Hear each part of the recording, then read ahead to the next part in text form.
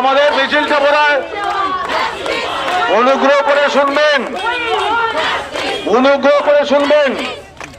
আমাদের মিছিলটা সম্ভবত শেষ হয়েছে এখানে এসে। বিদ্যালয় প্রাক্তনী যৌথ মঞ্চের পক্ষ থেকে খুব অল্প সময়ের মধ্যেই সকল বিদ্যালয়ের হয়তো যৌথ মঞ্চ বলছে